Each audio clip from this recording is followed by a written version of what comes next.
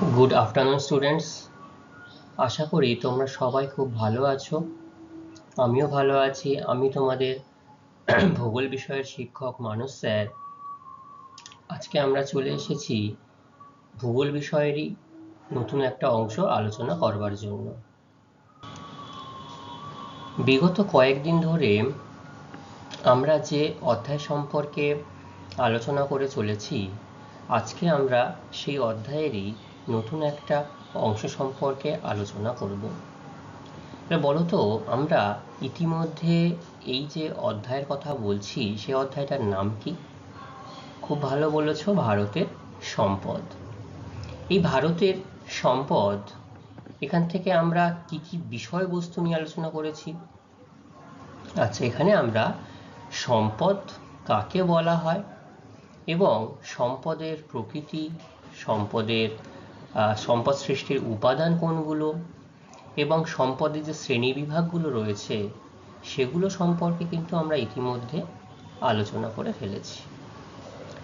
বিগত ক্লাসে আমরা সম্পদের শ্রেণীবিভাগের শেষ দুটি ভাগ সম্পর্কে আলোচনা করেছি, তাই তো? যেটা স্থায়িত্ব অনুসারে সম্পদের শ্রেণীবিভাগ বা সীমাবদ্ধতা অনুসারে, আরেকটি ছিল বন্টন বা অবস্থান অনুসারে সম্পদের শ্রেণীবিভাগ, এইটি। এর সাথে আমরা আলোচনা করেছিলাম সম্পদ সংরক্ষণ। এই সম্পদ সংরক্ষণ কেন করা প্রয়োজন, কেন করা উচিত, সেই সম্পর্কে আমরা আলোচনা করেছিলাম। তাহলে আমাকে একটু বলো প্রথমেই যে আমরা সম্পদ সংরক্ষণ কেন করব? আচ্ছা, তোমার বন্ধু বলছে যে সম্পদের অপব্যবহার বন্ধ করা, অপচয় বন্ধ করা, প্রয়োজন মতো এবং বিজ্ঞানসম্মত উপায়ে সম্পদের ব্যবহার করতে হবে, যাতে আগামী প্রজন্ম বা ভবিষ্যৎ প্রজন্ম আমরা যেমন এই সম্পদের যথাযথ ব্যবহার করতে পারছি, তারাও যাতে খুব সহজে সেই সম্পদকে ব্যবহার করতে পারে, সেদিকে লক্ষ্য রেখে আমাদের সম্পদ ব্যবহার করতে হবে। তো এই যে পদ্ধতি এবং এই যে ভবিষ্যৎ প্রজন্মের জন্য সঞ্চয় করা, মানে সেভিংস করে রাখা, যেমন তোমার বাবা মা বা আমাদের পূর্বপুরুষরা, আমরা যাতে খুব ভালোভাবে লাইফ লিড করতে পারি বা আগামী দিনে যাতে কোনো অসুবিধা না হয়, দেখবে অনেক সময় ব্যাংকে বিভিন্ন রকম সেভিংস করে থাকেন। তাহলে এটা যদি প্রত্যেকটা পরিবারের তাদের নিজস্ব চিন্তাধারা, চিন্তাভাবনা থেকে এই সঞ্চয়ের ভাবনা আসে, তাহলে একই রকমভাবে আমাদেরকে কিন্তু এই পরিবেশ নিয়েও, পরিবেশের সঞ্চয়ের কথা আমাদেরকে ভাবতে হবে, তাই না? তো সেই জন্য পরিবেশের কথাই যখন আমরা ভাবছি, পরিবেশের সম্পদকে ভবিষ্যতের জন্য গচ্ছিত রেখে এই যে পদ্ধতি, এটাকে আমরা বলছি সম্পদ সংরক্ষণ। ঠিক আছে? এই সম্পদ সংরক্ষণের প্রয়োজনীয়তা কি? একদম ঠিক, অপচয় বন্ধ করতে হবে, সম্পদের অপচয়। যতটা প্রয়োজন অনুযায়ী ব্যবহার করতে হবে। অতিরিক্ত ব্যবহার বন্ধ রেখে বিকল্প দ্রব্যেরও ব্যবহার আমরা করতে পারি। তাহলে এরকমভাবে কিন্তু আমরা সম্পদের সংরক্ষণ করতে পারি। তো ঠিক আছে, এছাড়াও আমরা যে আরো যে দুটো শ্রেণীবিভাগ সম্পর্কে আলোচনা করেছিলাম, সেই শ্রেণীবিভাগ সম্পর্কে একটু তোমরা বলো দেখি। হ্যাঁ, প্রথমেই ছিল স্থায়িত্ব বা ক্ষয়িষ্ণুতা অনুসারে সম্পদের শ্রেণীবিভাগ। এখানে কি কি ছিল একটু বলো আমাকে। একদম ঠিক, একটা হচ্ছে অবাধ বা প্রবহমান সম্পদ। কোনগুলো অবাধ বা প্রবহমান সম্পদ? হ্যাঁ, একদম ঠিক, যে সম্পদগুলো পরিবেশের নির্দিষ্ট কোনো জায়গায় না আটকে রেখে সর্বত্র পাওয়া যায়, সেইগুলোই হচ্ছে এই অবাধ বা প্রবহমান সম্পদ। তাই তো? এদেরকে আবার সর্বব্যাপ্ত সম্পদও বলা হয়ে থাকে। উদাহরণ কি কি বলো একটু আমাকে? জল, আলো, বাতাস, মাটি। হ্যাঁ, একদমই ঠিক। ভৌগোলিক অনুযায়ী হয়তো কোনো একটি দেশ বা কোনো একটি অঞ্চলে জল বা সূর্যের আলো বা বাতাসের পরিমাণ কম বেশি বা তাদের মান কম বেশি হতেই পারে, সেটা ভৌগোলিক অবস্থান অনুসারে। কিন্তু প্রকৃতি যেমনভাবে পৃথিবীকে গড়ে তুলেছে সেরকমভাবেই এই সম্পদগুলোকে পাওয়া যায়। আর একটা কি ছিল? গচ্ছিত সম্পদ। কি গচ্ছিত সম্পদ কোনগুলো? এই গচ্ছিত সম্পদ নির্দিষ্ট একটা অনুপাতে বা নির্দিষ্ট পরিমাণে এই সম্পদ গচ্ছিত করে রাখা হয়েছে। আমরা প্রয়োজন চাইলেও এই সম্পদকে আমরা পুনরায় পরিবেশে ফিরিয়ে আনতে পারবো না।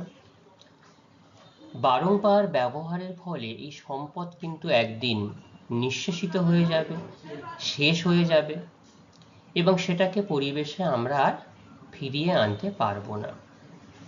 এই যে পদ্ধতি, এই যে আলোচনা, এই যে বিষয়বস্তু, এটাকে আমরা বলছি গচ্ছিত সম্পদ। এই গচ্ছিত সম্পদ কোনগুলো?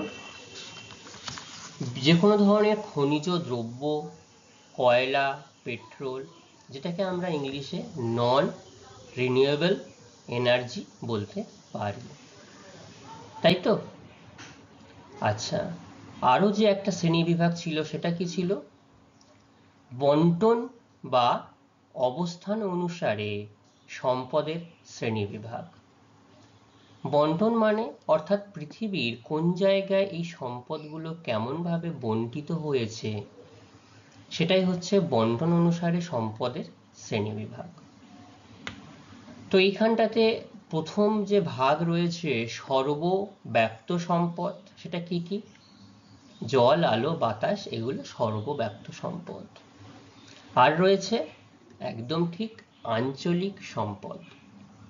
এই আঞ্চলিক সম্পদকে আবার একদম ঠিক তিনটি নির্দিষ্ট উপবিভাগে বিভক্ত করা যায়, যেটা সহজলভ্য বা সহজ প্রাপ্য। কৃষি জমি, মাটি, উদ্ভিদ, মৎস্য, এগুলো সহজলভ্য বা সহজ প্রাপ্য। দুর্লভ বা দুষ্প্রাপ্য সম্পদ কোনগুলো? রেয়ারিটিস। টিন, অভ্র, ম্যাঙ্গানিজ, এগুলো সমস্ত জায়গা বা সকল অঞ্চলে এদেরকে পাওয়া যায় না, সেই জন্য এগুলো হচ্ছে দুর্লভ বা দুষ্প্রাপ্য। আর একটা রয়েছে অদ্বিতীয় বা বিরল সম্পদ। এই অদ্বিতীয় বা বিরল সম্পদ কি? যেটা গ্রিনল্যান্ডের ক্রায়োলাইট, এটা কিন্তু অদ্বিতীয় বা বিরল সম্পদ। এইগুলো হচ্ছে দুর্লভ বা দুষ্প্রাপ্য সম্পদের মধ্যে পড়ে। ঠিক আছে? আচ্ছা, তো এই পর্যন্তই আমাদের বিগত দিনের আলোচনার বিষয়বস্তু ছিল। তোমরা সবাই খুব ভালোভাবে তার উত্তর দিতে পেরেছ, আমি তার জন্য খুব খুশি। সবাইকে খুব ধন্যবাদ। আজকে আমরা আরো একটা নতুন অংশ সম্পর্কে আলোচনা করব। দেখবে আরো নিত্য নতুন তথ্য তোমরা জানতে পারবে। তো সবাই একটু প্রিপেয়ার হয়ে ভালো করে বসো, যাতে তোমরা সহজেই জিনিসগুলোকে বুঝতে পারো। এবং তোমাদের যদি কোথাও কোনো অসুবিধা হয় বুঝতে, তাহলে আমাকে জিজ্ঞাসা করবে, আমি তোমাদের অবশ্যই আরও একবার করে সেই বিষয়বস্তুটা আলোচনা করব। ঠিক আছে? তাহলে নবম শ্রেণীর সপ্তম অধ্যায়ে, যে ভূগোল বিষয়ের সপ্তম অধ্যায়, ভারতের সম্পদ। তা আজকে আমাদের আলোচনার বিষয়বস্তু হবে, দেখো আমরা যা কিছুই কাজ করে থাকি না কেন, যে কোনো বস্তু ঘর থেকে বাড়ির বাইরে বেরোনো পর্যন্ত নিত্য নতুন প্রতিদিনে যে সামগ্রী আমরা ব্যবহার করি, সেই প্রত্যেকটা সামগ্রী কিন্তু এই যে বস্তু সম্পর্কে আলোচনা করব তার উপাদান বা তার ভূমিকা যথেষ্টভাবে লক্ষ্য করা যায়। ঠিক আছে? এই যে ধাতু সহজেই সহজে বলবো না, সহজে হয়তো আমরা পেয়ে থাকি, কিন্তু খনি থেকে তুলতে বেশ কষ্টসাধ্য জিনিস ব্যাপার। কি নিয়ে আলোচনা করছি আমরা? দেখবে তোমার বাড়িতে যে কোনো বাসনপত্র, স্টিলের বাসনপত্র থেকে শুরু করে লোহার স্ক্রু, জানলা দরজার গ্রিল, তোমার বাড়ির নিজস্ব গেট, রেলিং, ট্রেন, বাস, লরি, প্রত্যেকটা ক্ষেত্রে এই আকরিকের বা এই খনিজ সম্পদের ভূমিকা লক্ষ্য করা যায়। একদম ঠিক, তোমার বন্ধু বলেছে লোহা নিয়ে আজকে আমরা আলোচনা করব। তবে আমরা যখন পাঠ্যসূচিভুক্ত বা এটাকে সঠিক শুদ্ধ ভাষায় বলবো, সেটাকে আমরা আকরিক লোহা বলবো। ঠিক আছে? এই আকরিক লোহা সম্পর্কে, আকরিক লোহার কি তার ব্যবহার, তার গুরুত্ব, তার আরো কি কি আকরিক পাওয়া যায়, শুধুমাত্র আকরিক লোহা নিয়ে যে আকরিক লোহা গঠিত হয়েছে এমন নয়, তাদের নির্দিষ্ট অনুপাত ভিত্তিক উন্নত মানের আকরিক লোহা, নিকৃষ্ট মানের আকরিক লোহা, এরকম একটা ভাগ রয়েছে। সেগুলো আমরা আজকে ধীরে ধীরে আলোচনা করব। ঠিক আছে? আচ্ছা দেখো, তো প্রথমে আমরা এতদিন তো সম্পদ সম্পর্কে আলোচনা করেছি, এবার নির্দিষ্টভাবে আমরা খনিজ সম্পদ এর আলোচনা শুরু করছি। খনিজ সম্পদের প্রথম খনিজ হিসাবে আকরিক লোহা সম্পর্কে আলোচনা করব। তার আগে আমরা একটু দেখে নেব খনিজ সম্পদ কাকে বলা হয়। ঠিক আছে? তো কি বলা হচ্ছে? প্রকৃতিতে প্রাপ্ত যে যৌগিক পদার্থ, তাহলে যে নির্দিষ্ট যৌগিক পদার্থ প্রকৃতিতে দেখতে পাওয়া যায়, সেটা কেলাসিত বা সমসত্ব এবং নির্দিষ্ট পারমাণবিক গঠনযুক্ত, সুনির্দিষ্ট উপযোগিতা সমন্বিত এবং উত্তোলন লাভজনক। তার মানে আমরা খনি থেকে যে পদার্থ তুলব তার একটা কেলাসিত অবস্থায় থাকবে, সমসত্ব উপাদান দ্বারা গঠিত হবে, তার নির্দিষ্ট পারমাণবিক গঠন থাকবে এবং সুনির্দিষ্ট উপযোগিতা থাকবে, অর্থাৎ তার ব্যবহার করলে যেন আমরা তার থেকে আমাদের চাহিদা পূরণ করতে পারি, এবং খনি থেকে তুললে সেটা যেন লাভজনক হয়, তাকে খনিজ সম্পদ বলা হয়। বোঝা গেল? তার মানে খনি থেকে তুললেই কিন্তু আমরা সেই বস্তুকে খনিজ সম্পদ বলি, কিন্তু যদি তার সাথে এই নির্দিষ্ট বৈশিষ্ট্যগুলো মিলে যায়, তাহলে সেই বস্তুকে আমরা খনিজ সম্পদ বলবো। যেমন উদাহরণস্বরূপ বলা হচ্ছে তামা, গন্ধক, সোনা, রূপো, হীরা, এগুলো একটি মাত্র উপাদানে গঠিত মৌলিক খনিজ পদার্থ। তার মানে এই পদার্থগুলো আলাদাভাবে প্রসেস করতে হয় না, এখান থেকে আর কোনো খনিজ দ্রব্য এখানে মিশে থাকে না।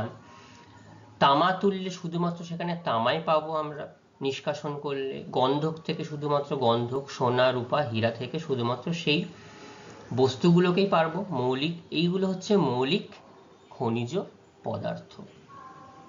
কিন্তু খনিজ তেল, এই খনিজ তেলের প্রচুর উপজাত দ্রব্য রয়েছে। একদম সব থেকেই যদি আমরা আলোচনার বিষয়বস্তু হিসাবে বলি সহজেই বুঝতে পারার জন্য, পেট্রোল, ডিজেল, কেরোসিন, আলকাতরা, পিচ, এগুলো খনিজ তেল থেকেই পাওয়া যায়। চুনা পাথর, বক্সাইট, অভ্র, এগুলো একাধিক উপাদান দ্বারা গঠিত, সেই জন্য এদেরকে যৌগিক খনিজ দ্রব্য বলা হয়। ঠিক আছে? আচ্ছা, তো এই যে মৌলিক খনিজ দ্রব্য আর যৌগিক খনিজ দ্রব্য বোঝা গেল তোমাদের? আচ্ছা, খুব ভালো। আমরা এবার এই যে খনিজ সম্পদের প্রকারভেদটা একটু খুব দ্রুত জেনে নেব। প্রথমে খনিজ সম্পদকে দুটি নির্দিষ্ট ভাগে ভাগ করা হয়েছে, একটা উৎপত্তি অনুসারে আর একটা প্রকৃতি অনুসারে। তো উৎপত্তি অনুসারে খনিজ সম্পদগুলো কি কি? একটা হচ্ছে জৈব খনিজ আর একটা হচ্ছে অজৈব খনিজ। যেমন আমরা আগের দিন জীব বৈশিষ্ট্যের ভিত্তিতে যেমন সম্পদের শ্রেণীবিভাগ করেছিলাম, সেখানে কিন্তু জৈব খনিজ আর অজৈব খনিজ আমরা পেয়েছিলাম। তো জৈব খনিজ কি কি? কয়লা, পেট্রোলিয়াম হচ্ছে জৈব খনিজ পদার্থ। এগুলো প্রাণী বা উদ্ভিদের বহু বছর আগে থেকে এই খনিজ পদার্থগুলো সৃষ্টি হয়েছে। আর অজৈব খনিজ, লোহা, তামা হচ্ছে অজৈব খনিজ। এদের জৈব পদার্থের কোনো সম্পর্ক নেই। ঠিক আছে, তাহলে এটা উৎপত্তি অনুসারে গেল। প্রকৃতি অনুসারে এবার ধাতব খনিজ পদার্থ 1 নাম্বার, অধাতব 2 নাম্বার, জ্বালানি খনিজে 3 নাম্বার। ঠিক আছে, তাহলে ধাতব খনিজ একটা হচ্ছে লৌহবর্গীয় খনিজ, যেটা আকরিক লোহা। লৌহ সংকর খনিজ ম্যাঙ্গানিজ আর ক্রোমিয়াম। অলৌহবর্গীয় খনিজ তামা, সীসা। মূল্যবান খনিজ সোনা, প্লাটিনাম। ধাতব খনিজের 4টি ভাগ: লৌহবর্গীয়, লৌহ সংকর, অলৌহবর্গীয় আর মূল্যবান খনিজ। অধাতব খনিজ যেগুলো ধাতব নয়।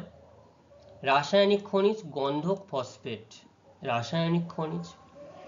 স্থাপত্য খনিজ মার্বেল, গ্রানাইট। অন্যান্য অধাতব খনিজ অভ্র, গ্রাফাইট। ঠিক আছে, আচ্ছা এবার জ্বালানি খনিজ।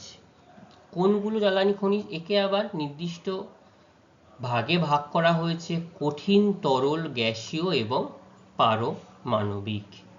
তাহলে কঠিন হিসাবে কয়লা, এটা আমাদের জ্বালানি খনিজ। তরল পেট্রোলিয়াম, গাড়ি চলছে। গ্যাসীয় প্রাকৃতিক গ্যাস, যেটা আমরা দেখবে এই প্রাকৃতিক গ্যাস লিকুইড পেট্রোলিয়াম গ্যাস বা এলপিজি যেটা বলা হয়, অটোতেও কিছু কিছু ব্যবহার করা হয় এই গ্যাসীয়।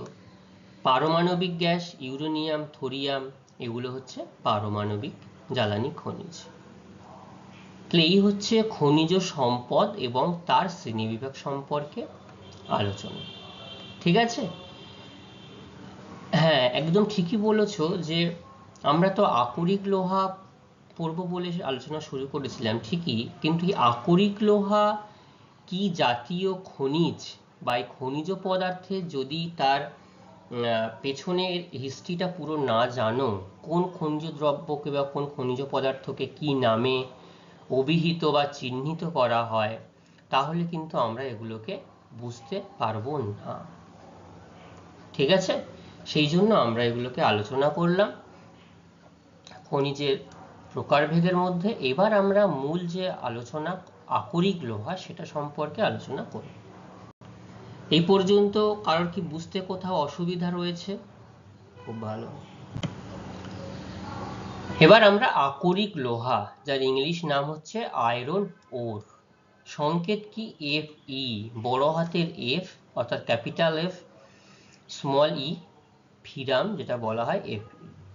ঠিক আছে, যে আকরিক লোহার প্রকৃতি কেমন? লোহা আকরিক হলো লোহাবর্গীয় ধাতব অজৈব খনিজ এবং অপুনর্ভব, যেটাকে পুনরায় ফেরত নিয়ে আসা যায় না পরিবেশে, গচ্ছিত ক্ষয়িষ্ণু একটি প্রাকৃতিক সম্পদ। মানে এখান থেকে বুঝতে পারলে তোমরা কি কি বলা হলো? আচ্ছা আমি একটু বুঝিয়ে বলে দিই। লোহা আকরিক হলো একটা লোহাবর্গীয় ধাতব খনিজ পদার্থ। কি ধরনের খনিজ পদার্থ? অজৈব খনিজ পদার্থ। এটা পুনর্ভব না অপুনর্ভব?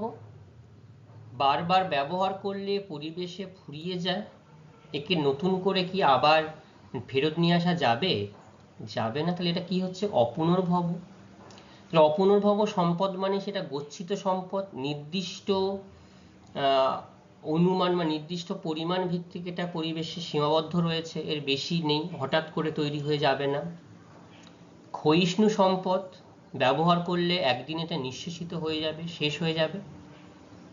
এবং প্রাকৃতিক সম্পদ, সব খনিজ সম্পদই প্রাকৃতিক সম্পদ, এটা আমরা জানি, কারণ প্রকৃতি থেকেই এই সম্পদগুলোকে আমরা পাই। ঠিক আছে, এই আকরিক লোহার পারমাণবিক ভর কত? 55.847, অর্থাৎ 55.847 হচ্ছে পারমাণবিক ভর। পারমাণবিক সংখ্যা কত?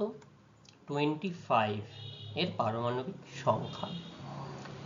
আপেক্ষিক গুরুত্ব কত? 7.86 হচ্ছে এর আপেক্ষিক গুরুত্ব। ঠিক আছে, গলনাঙ্ক কত? 1535 ডিগ্রি সেন্টিগ্রেড হচ্ছে এর গলনাঙ্ক। তার মানে 1535 ডিগ্রি তাপমাত্রায় এই লোহাকে সম্পূর্ণ গলানো যায়, এই আকরিক লোহাকে। তাই জন্য এর গলনাঙ্ক 1535 ডিগ্রি সেন্টিগ্রেড। এর চৌম্বক ধর্ম লক্ষ্য করা যায় বা চৌম্বক ধর্ম আছে। ঠিক আছে, তাহলে এটা গেল আকরিক লোহার প্রকৃতি। এর গুরুত্ব কি কি রয়েছে, কেন আকরিক লোহা আমরা আলোচনা করছি, কি কি গুরুত্ব রয়েছে দেখবে। আমি আলোচনার শুরুতেই বলেছিলাম এই আকরিক লোহা ছাড়া কিন্তু আমাদের এই যে সমাজ সভ্যতা এক পাও চলতে পারবে না।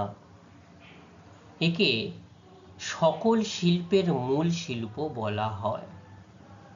কেন সকল শিল্পের মূল শিল্প বলা হয় তোমরা কি বুঝতে পারছো? তোমার বাড়িতে তুমি যে সূঁচ ব্যবহার করো সেখানেও কিন্তু এই আকরিক লোহার সম্পর্ক বা গুরুত্ব লক্ষ্য করা যায়। যে ওভেনে রান্না করছো সেটাও ব্যবহার করা যায়। আবার যে খাটে শুতে যাচ্ছ সেখানে যে পেরেক, স্ক্রু বা স্টিল আয়রনের যদি খাট হয়, টেবিল হয়, ডেস্ক হয়, সব কিছুতেই কিন্তু এই লোহার, আকরিক লোহার অবদান অনস্বীকার্য।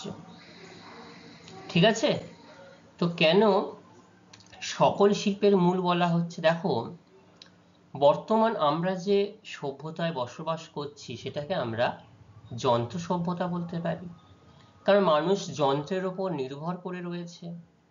আদিম যুগে মানুষ কিন্তু এত যন্ত্রপাতির আবিষ্কার জানতো না।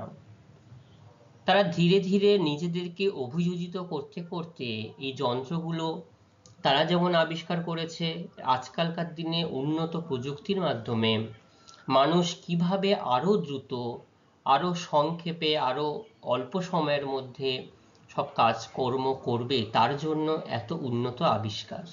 এবং এখানে এই আধুনিক সভ্যতা বা লৌহ আকরিকের অবদান অনস্বীকার্য। তা দেখো, যেটা বলছিলাম, এই যে যন্ত্র সভ্যতার যুগে সব খনিজের মধ্যে লোহার ব্যবহার সর্বাধিক। তাহলে আমরা যা খনিজ ব্যবহার করছি তার মধ্যে এই আকরিক লোহার ব্যবহার সর্বাধিক। দৈনন্দিন জীবনের প্রতি মুহূর্তে লোহার ব্যবহার এত ব্যাপক এবং বিবিধ যে একে লোহাযুগ বা লোহা সভ্যতাও বলা হয়ে থাকে, তাই না? তাহলে প্রত্যেকটা ক্ষেত্রে লোহার ব্যবহার আমরা দেখতে পাচ্ছি। তুমি যে তালা চাবি ব্যবহার করছো সেটাতেও লোহার ব্যবহার রয়েছে, সেই জন্য এটাকে লোহা যুগ বা লোহা সভ্যতা বলা হয়ে থাকে। কেন বলা হয় বুঝতে পারলে তো? সব থেকে ব্যবহারের সর্বাধিক এবং দৈনন্দিন জীবনের প্রতি মুহূর্তে লোহার ব্যবহার এত বেশি যেকে লোহা যুগ বা লোহা সভ্যতাও বলা হয়ে থাকে। লোহা হলো আধুনিক সভ্যতার ধারক ও বাহক। কেন আধুনিক সভ্যতার ধারক ও বাহক? কারণ বর্তমান দিনে লোহাকে বাদ দিয়ে কোনো শিল্প গড়ে উঠতে পারে না। দেখবে বড় বড় কাঠামো করবে, কারখানা তৈরি হবে, মেশিনারি বসবে, যে কোনো বড় একটা গঠন গড়ে তুলবে, প্রত্যেকটা জায়গায় কিন্তু এই আকরিক লোহার উপাদান, অবদান যাই বলো না কেন লক্ষ্য করা যায়। তাই লোহা উৎপাদনকারী ইস্পাত শিল্পকেই সকল শিল্পের মূল বলা হয়। বোঝা গেল? এই লোহা উৎপাদনকারী এই যে ইস্পাত শিল্প, ইস্পাত শিল্পকে সকল শিল্পের মূল শিল্প বলা হয়ে থাকে। তাহলে কেন সকল শিল্পের মূল বোঝা গেল? এটা আকরিক লোহার একটা প্রধান গুরুত্ব। 2 নম্বর গুরুত্ব কি? বাণিজ্য। যেহেতু সকল দেশে সমানভাবে আকরিক লোহা খনি থেকে উত্তোলন করা যায় না বা পাওয়া যায় না, সেজন্য অস্ট্রেলিয়া, ভারত, ব্রাজিলের বাণিজ্যে লোহা খুবই গুরুত্বপূর্ণ একটা রপ্তানি পণ্য। অর্থাৎ অস্ট্রেলিয়া, ভারত, ব্রাজিল এরা অনেক বেশি পরিমাণে লোহা কিন্তু রপ্তানি করে থাকে। তাহলে আকরিক লোহার প্রকৃতি, আকরিক লোহা কি ধরনের সম্পদ, তার পারমাণবিক ভর, গুরুত্ব, আপেক্ষিক গুরুত্ব, গলনাঙ্ক সবকিছু তোমরা বুঝতে পারলে। এবং এই আকরিক লোহাকে কেন সকল শিল্পের মূল শিল্প বলা হয় সেটা বুঝতে পারলে। এটা কিন্তু প্রশ্নে থাকবে, খুব ইম্পর্টেন্ট একটা প্রশ্ন, তোমাদেরকে এটা ভালো করে জানতে হবে এবং বুঝতে হবে। ঠিক আছে? আচ্ছা, এবার আমরা আকরিক লোহার ব্যবহার সম্পর্কে আলোচনা করব। তো ব্যবহারগুলো দেখো খুবই সোজা, এবং তোমরা প্রত্যেকটা ব্যবহার, প্রত্যেকটা জিনিসই তোমরা তোমাদের চোখের সামনে দেখেছো। তো দেখো এর ব্যবহার বৈচিত্র্য কম, মানে বিশাল যে আলাদা রকম ভাবে ব্যবহার এরকম নয়, বিভিন্ন কাজে ব্যবহার করা হয়। লোহা ইস্পাত ও শঙ্কর ইস্পাত উৎপাদন করা হয় এবং তা বিভিন্ন কাজে ব্যবহৃত হয়ে থাকে। লোহা ইস্পাতের ব্যবহার, প্রথম যে ব্যবহারের কথা বলা হচ্ছে সেটা হচ্ছে পরিবহন ব্যবস্থা। কি পরিবহন ব্যবস্থা, কোন কোন ক্ষেত্রে ব্যবহার করা হয় তোমরাই বলো। আচ্ছা বলো তো, যে হাওড়া ব্রিজ দেখেছো? কেউ দেখেনি এমন কেউ আছো? বা যে কোনো ব্রিজ তৈরি হতে গেলে এই আকরিক লোহা বা লৌহ স্তম্ভের কি প্রয়োজন আছে? আছে। তাহলে সেতু, রেলপথ, রেলগাড়ি, জাহাজ, বাস, লরি, ট্যাক্সি, মোটরসাইকেল, অটো, দেখো যা কিছু যানবাহন তোমরা বাড়ি থেকে বেরিয়ে ব্যবহার করো, রিক্সা, অটো, টোটো, রেলগাড়ি, লরি, প্রত্যেকটা ক্ষেত্রেই কিন্তু এই নিকেল ও টাংস্টেন স্টিল ব্যাপক পরিমাণে ব্যবহার করা হয়ে থাকে। তো পরিবহনের প্রত্যেকটা মাধ্যমেই এটা ব্যাপক পরিমাণে ব্যবহার করা হয়। তাহলে দেখো এই পরিবহন, আমরা যা কিছু যানবাহন ব্যবহার করি, মানে নিজেদের কাজে বা কোথাও যাওয়ার উদ্দেশ্যে, প্রত্যেকটা ক্ষেত্রে কিন্তু এই আকরিক লোহার তার কিন্তু যথেষ্ট অবদান আমরা লক্ষ্য করতে পারি। প্রত্যেকটা ক্ষেত্রে প্রচুর পরিমাণে এই সেতু বলো, সেতু তৈরি করতে গেলে শুধুমাত্র যে যানবাহনের ক্ষেত্রে কাজে লাগে এমন নয়, আমরা যার উপর দিয়ে যানবাহনটা চলবে সেই সেতুরও কাজ করতে গেলেও কিন্তু এই আকরিক লোহার যথেষ্ট প্রয়োজন হয়। ঠিক আছে? তো পরিবহন ব্যবস্থার পরে আমরা দ্বিতীয় যে ব্যবহারিক দিক সম্পর্কে আলোচনা করব সেটা হচ্ছে সামরিক ব্যবস্থা বা সামরিক দিক। সেগুলো কোনগুলো? সামরিক কাজের দিকটা কোনগুলো? যেমন হচ্ছে কামান, বন্দুক, এই যে আমরা যুদ্ধক্ষেত্রে বা যুদ্ধ প্রস্তুত করার ক্ষেত্রে যে জিনিসগুলো ব্যবহার করি, কামান, বন্দুক, ট্যাঙ্ক, সাঁজোয়া গাড়ি, ক্ষেপণাস্ত্র, গ্রেনেড তৈরিতে কিন্তু ইস্পাত আর শঙ্কর ইস্পাতের ব্যবহার যথেষ্ট বেশি পরিমাণে করা হয়ে থাকে। দেখো এই যে কামান গাড়ি, আমি পরিবহন তো আলাদা করে তোমাদের দেখানোর কিছু নেই, তোমরা প্রত্যেকটা পরিবহন সম্পর্কে যথেষ্ট পরিচিত আছো ইতিমধ্যে। তো ট্যাঙ্কটা হয়তো আমরা সামনাসামনি অনেকেই নাও দেখে থাকতে পারি, কিন্তু টিভিতে বা বিভিন্ন সময় টিভির মাধ্যমে আমরা এগুলো দেখে থাকি। তো এগুলো দেখেই আমরা বুঝতে পারছি যে প্রত্যেক পুরো বহিরাবরণটাই কিন্তু এই আকরিক লোহার আস্তরণ দ্বারাই তৈরি করা হয়েছে। ঠিক আছে?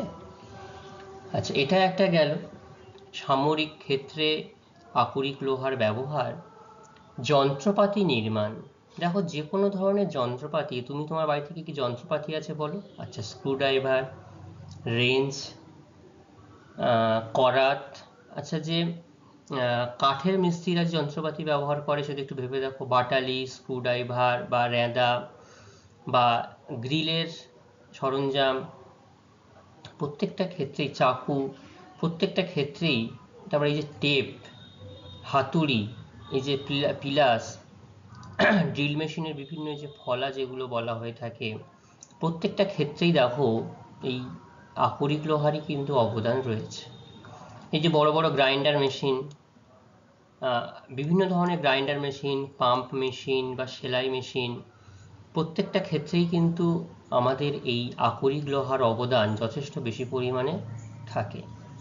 কি কি আছে? বয়লার, স্টিম টারবাইন, রেডিয়েটর, কারখানার বৃহৎ যন্ত্র ও যন্ত্রাংশ ইত্যাদি ভারী যন্ত্রপাতি এবং ছেনি, হাতুড়ি, করাত, কুর্নিক, বাটালি, কাটারি, ছুরি, কাঁচি, এই কাঁচিও কিন্তু আমাদের বাড়িতে থাকে। তা প্রত্যেকটা ক্ষুদ্র যন্ত্রপাতিতেই কিন্তু এই লোহা বা ইস্পাতের অবদান যথেষ্ট বেশি পরিমাণে লক্ষ্য করা যায়, তাই তো? তাহলে আমরা এখনো পর্যন্ত কি কি লোহা ইস্পাতের ব্যবহার সম্পর্কে জানলাম?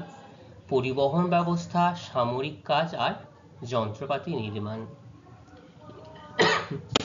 এছাড়াও দেখো আরো কৃষিক্ষেত্রে যে যন্ত্রপাতিগুলো ব্যবহার করা হয়, লাঙল, ট্রাক্টর, পাওয়ার টিলার, ঝাড়াই মেশিন বা কোদাল, কাস্তে, পাম্পসেট, এক্ষেত্রেও কিন্তু এই যে বিভিন্ন ক্ষেত্রে ট্রাক্টর বা পাওয়ার টিলার বিভিন্ন ফলা, এই ছোট ছোট যন্ত্রপাতি হাত দিয়ে যেগুলো ব্যবহার করা হয়, প্রত্যেকটি ক্ষেত্রেই কিন্তু এই আকরিক লোহার অবদান আমরা দেখতে পাচ্ছি। গৃহস্থালির উপকরণ, তুমি বাড়িতে মা কিসে রান্না করে? গ্যাসে রান্না করছে, কড়াইতে রান্না করছে, খুন্তি, হাতা, স্টিলের থালা, বাটি, গ্লাস, আলমারি, দেখো হাতা, খুন্তি, সাঁড়াশি, বাসনপত্র, আলমারি, চেয়ার টেবিল, খাট তৈরিতেও কিন্তু এই লোহা স্টিলের যথেষ্ট ব্যবহার লক্ষ্য করা যায়। এই হচ্ছে ব্যবহার। বাড়ির যন্ত্রপাতি, মানে বাড়ির যন্ত্রপাতি বলবো না, বাড়ির বাসনপত্র ব্যবহারের ক্ষেত্রে। গৃহ নির্মাণের ক্ষেত্রে বাড়ির যখন ছাদ ঢালাই হয়, তো সেখানেই কি কি লাগে? সেখানে রড লাগছে ছাদ ঢালাইয়ের জন্য, গ্রিল রড, বাড়ির দরজা জানালার জন্য, বিভিন্ন কাঠামো, সেগুলোও কিন্তু লোহা ইস্পাত দ্বারাই প্রস্তুত করা হয়ে থাকে। ঠিক আছে? গৃহ নির্মাণের প্রত্যেকটা সামগ্রী, সেখানেও কিন্তু লোহার যথেষ্ট অবদান লক্ষ্য করা যায়। বিদ্যুৎ ক্ষেত্রে বিদ্যুৎ উৎপাদন কেন্দ্রের কাঠামো, যন্ত্রপাতি, বিদ্যুৎবাহী স্তম্ভ, বৈদ্যুতিন যন্ত্রপাতি তৈরিতে লোহার ব্যবহার করা হয়ে থাকে। দেখো লোহার এই যে বড় বড় স্তম্ভ, এগুলোও কিন্তু এই বিদ্যুৎ ক্ষেত্রে বা বিভিন্ন ক্ষেত্রে ব্যবহার করা হয়, যেটা আসছে আকরিক লোহা থেকেই। ঠিক আছে? তাহলে আমরা প্রথমে আলোচনা করেছিলাম যে লোহা ও ইস্পাতের ব্যবহার। সেই লোহা ইস্পাতের ব্যবহারের ক্ষেত্রে এই 7টি ব্যবহার কি কি বলতো? পরিবহন ক্ষেত্রে ব্যবহার, তারপরে রয়েছে সামরিক ক্ষেত্রে ব্যবহার, যন্ত্রপাতি নির্মাণের ক্ষেত্রে ব্যবহার, কৃষিকাজ, গৃহস্থালী, গৃহ নির্মাণ, বিদ্যুৎ ক্ষেত্র, প্রত্যেকটা ক্ষেত্রেই কিন্তু আমরা এই লৌহ আকরিকের অবদান যথেষ্ট বেশি পরিমাণে পাই। এগুলো ঘরবাড়ি, বিল্ডিং মেটেরিয়াল, সেগুলো এখান থেকেই হচ্ছে। ধাতু মলের ব্যবহার, লোহা নিষ্কাশনের সময় প্রাপ্ত অপদ্রব্য, অর্থাৎ কিছু ধাতু নিষ্কাশন করলে কিছু নিকৃষ্ট মানের কিছু দ্রব্য পাওয়া যায়, ধাতু মল বলা হয়, যেগুলো স্ল্যাগ, এবং গ্যাসীয় পদার্থ, যেগুলো সিমেন্ট, রাসায়নিক কারখানায় সার, রং, টার বা পিচ শিল্পের কাঁচামাল হিসেবেও এই যে লোহার নিষ্কাশন করতে গেলে যে দ্রব্য নির্গত হয়, সেগুলো কিন্তু ব্যবহার করা হয়ে থাকে। তাহলে আমরা আকরিক লোহার যে ব্যবহার, প্রথমে গুরুত্ব এবং তারপরে তার ব্যবহার সম্পর্কে যে আলোচনা করলাম, কারোর কি বুঝতে কোথাও কোনো সমস্যা রয়েছে? নেই। Very good. এবার আমরা আলোচনা করব বিভিন্ন লোহা ও ইস্পাত উৎপাদন। দেখবে আমাদের বাড়িতে বিভিন্ন ধরনের লোহা আমরা ব্যবহার করি, কিন্তু আমাদের সঠিকভাবে সেই ধারণাটা নেই এইটা কি ধরনের লোহা, কোনটা কাস্ট আয়রন বা পিগ আয়রন, কোনটা স্পঞ্জ আয়রন, কোনটা রড আয়রন, সেইগুলো আমরা একটু জানব। প্রথমেই যে শ্রেণীবিভাগটা রয়েছে সেটা বলা হচ্ছে ঢালাই লোহা বা কাস্ট আয়রন বা লোহা পিণ্ড, মানে পিগ আয়রন বলা হচ্ছে।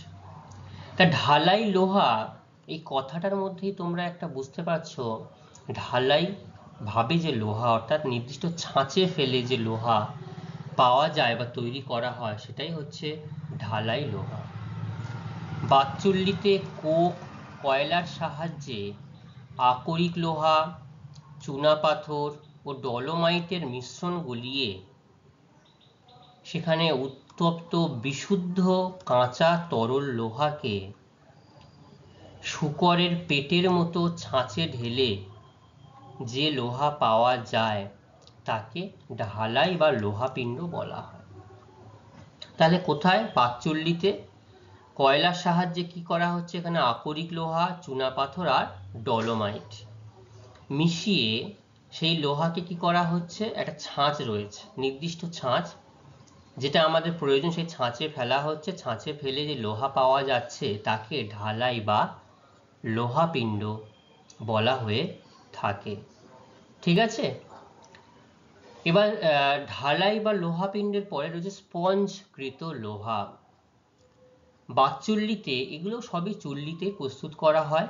বাকচুল্লিতে উন্নত মানের যে হেমাটাইট এবং ম্যাগনেটাইট গলিয়ে সরাসরি যে টুকরো টুকরো লোহা খণ্ড তৈরি করা হয় তাকে স্পঞ্জ লোহা বলা হয়। এটা হচ্ছে স্পঞ্জ লোহা, এটা হচ্ছে ঢালাই লোহা বা পিগ আয়রন যেটা।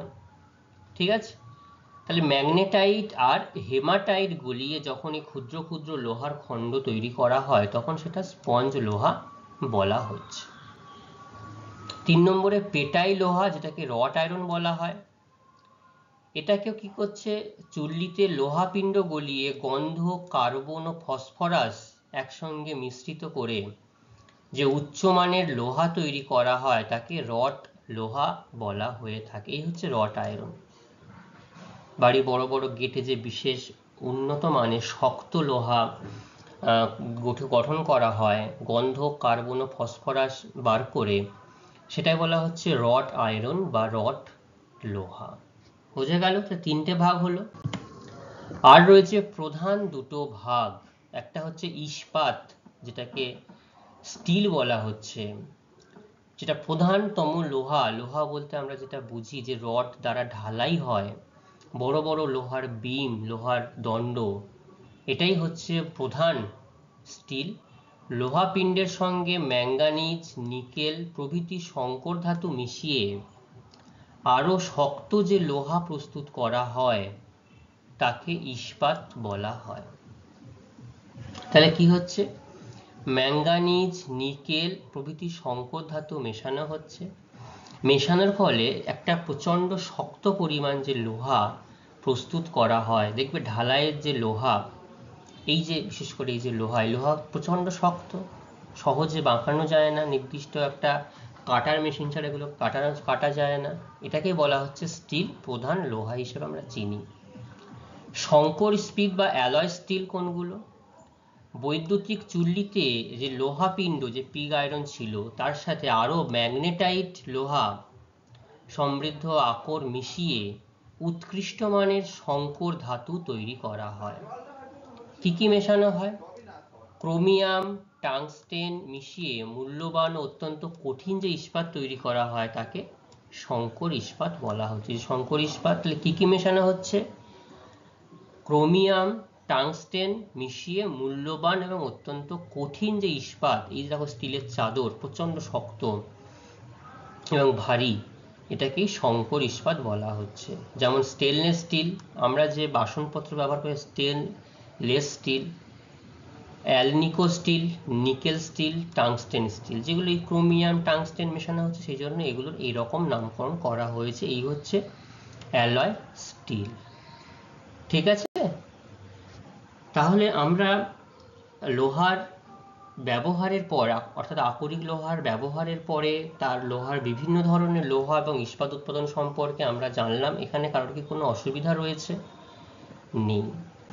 তাহলে এতক্ষণ আমরা যা কিছু আলোচনা করলাম তার থেকে গুরুত্বপূর্ণ এই প্রশ্নগুলো আমি তোমাদের সামনে রাখলাম। তোমাদের যদি কারোর কোনো এখান থেকে অসুবিধা হয়, কোনো প্রশ্ন বুঝতে সমস্যা হয়, আমাকে অবশ্যই জানাবে, অসুবিধা নেই। তাহলে এই প্রশ্নগুলো প্রত্যেকে বাড়ি থেকে টেক্সট বুক থেকে একবার দেখে আসবে পরবর্তী ক্লাসে আমি তোমাদের এখান থেকে নির্দিষ্টভাবে প্রশ্ন জিজ্ঞাসা করব। ঠিক আছে? আজকের ক্লাস আমাদের এই পর্যন্তই থাকবে। আশা করি তোমরা ক্লাসটা খুব এনজয় করেছো। আচ্ছা, থ্যাংক ইউ সবাইকে। সবাই খুব ভালো থাকবে। আবার আমাদের দেখা হবে পরবর্তী ক্লাসে। Thank you.